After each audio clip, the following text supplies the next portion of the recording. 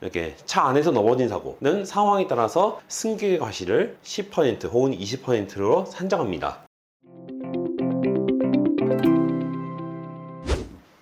보험금 청구기술 보청기 구독자 여러분 반갑습니다. 자, 오늘 이 시간에는 버스 타고 가다 넘어져 크게 다쳤을 때에 대해서 자세히 알아보도록 하겠습니다. 여러분들이 생각하시는 것보다 버스 사고가 의외로 많이 발생해요. 예를 들자면 버스 타고 내가 자리에 가서 앉으려는데 버스가 갑자기 출발해서 이렇게 걸어가다가 이렇게 뒤로 넘어진 경우도 있고, 그 다음에 내가 내릴 때가 돼서 뒤에 내리는 문에 딱 서 있는데 버스가 급정거를 해요. 이렇게 넘어지는 경우가 의외로 있습니다. 특히 어떤 분들이 다리 힘이 약한 노약자분들이 손잡이 안 잡고 있다가 넘어지는 경우 많습니다. 근데 이렇게 넘어지게 되면 문제가 뭐냐, 허리나 다리가 골절돼요. 왜냐하면 등으로 넘어지면 허리 골절되고요, 비스듬히 넘어지면은 허벅지가 골절되는 경우 많습니다. 중상이죠, 둘 다. 이렇게 큰 사고가 나게 되면 누구랑 상대해야 되냐? 버스 공제를 상대해야 됩니다. 그래서 오늘의 주제는 버스 안에서 넘어지는 사고가 발생했을 때 버스 공제와 어떻게 상대해야 되는지 그 자세한 얘기를 해보도록 할게요. 경기도에서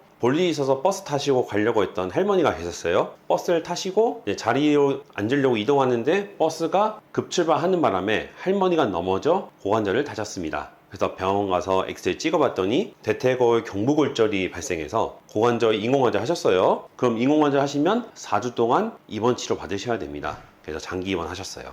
그래서 이 사건을 해결해 달라고 저희에게 사건을 의뢰하셔서 저희가 사건 요약을 해봤습니다. 사고를 요약해보면, 자, 이분이 환자의 나이는 65세 11개월, 가동률한 65세를 경과했기 때문에 소득을 잡아주지 않고요, 예외적으로 이분이 소득 신고된 소득이 있어서 소득이 잡힌다면 모를까 그런 것도 없어서 원래 소득은 없다고 해야 되는데 이분이 인공관절을 해야 됐기 때문에 일용직 소득을 일단 잡아놨습니다. 그리고 피해자 과실을 보시면 이제 10%가 돼 있죠. 차 내 전도사고, 차 내에서 넘어진 사고는 과실을 10에서 20% 잡는다라고 돼 있는데 이거는 뒤에 가서 설명을 드릴게요. 그리고 진단명은 뭐다? 대퇴부 골두골절인데 이것 때문에 뭘 하셨냐? 인공관절 하셨죠? 그러면 장애가 예상이 됩니다. 네, 과실을 좀 더 상세히 말씀드리면, 어떤 유형의 사고에 대해서는 과실상계 별도의 기준을 적용해서 이것을 우선 적용하도록 되어 있어요. 분류는 크게 세 가지인데, 어린이 보호, 그 다음에 도로에서의 금지행위, 그리고 운전자와 승객이 주의할 사항인데, 우리가 봐야 될 거는 여기서 이 동그라미 친 운전자와 승객의 주의사항이겠죠. 그 중에서도 아까 사고가 뭐였죠? 차 내에 서 있다가 넘어진 사고였죠. 그렇게 되면은 10에서 20%의 과실을 승객에게 잡습니다. 이게 잘 안 보이니까 크게 써드리면, 이렇게 차 안에서 넘어진 사고는 상황에 따라서 승객의 과실을 10% 혹은 20%로 산정합니다. 이번 사고에서는 승객의 과실을 10%로 잡았습니다.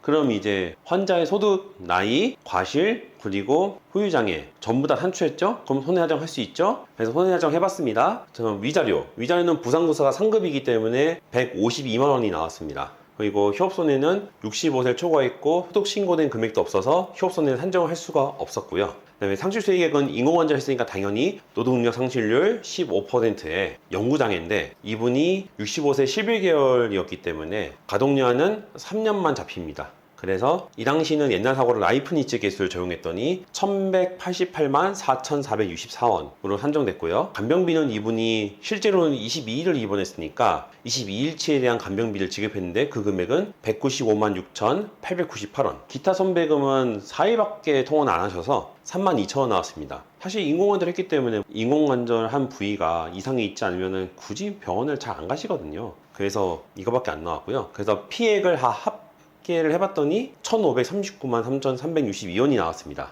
근데 이분이 과실이 있죠? 그럼 과실이 있으면 뭘 합니까? 이렇게 과실상계와 치료비 상계를 하죠. 과실상계는 합계된 피해액에서 90%만 인정하고요. 그 다음에 치료비 상계, 치료비는 총 합해서 1,022만 4,060원이 나왔는데 이것의 10%도 환자가 내야 되죠. 그래서 최종적으로 1,283만 1,619원이 대인배상 합의금으로 산출되었고요. 그래서 버스 공제에서는 1,283만 원을 환자에게 배상금으로 지급하고 사건을 종결했습니다. 자, 오늘 준비한 주제는 여기까지입니다. 여러분들이 생각하시는 것 이상으로 버스 공제 사고가 많이 일어나요. 왜? 주변에 버스를 많이 타니까. 이런 유형의 사고를 저희가 처리할 때는 환자들이 항상 하는 민원이 꼭 있습니다. 나는 과실이 없는데 왜 내가 뭔가 잘못한 것을 얘기하느냐라고 말씀을 하시거든요. 근데 중요한 건 뭐냐면 이렇게 상황에 따라 과실을 10에서 20% 잡는 이유가 뭐냐면 여러분들이 타고 내릴 때 손잡이 안 잡죠. 이 손잡이 안 잡는 거를 사고 발생 방지를 게을리했다라고 생각을 해서 잡는 겁니다.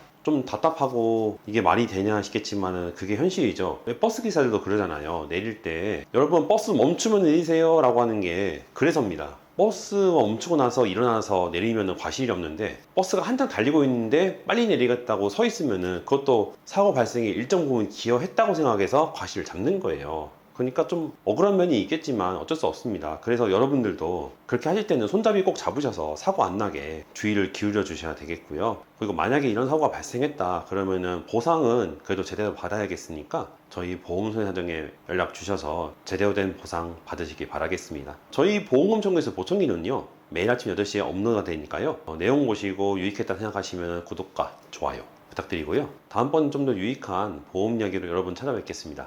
구독자 여러분 감사합니다.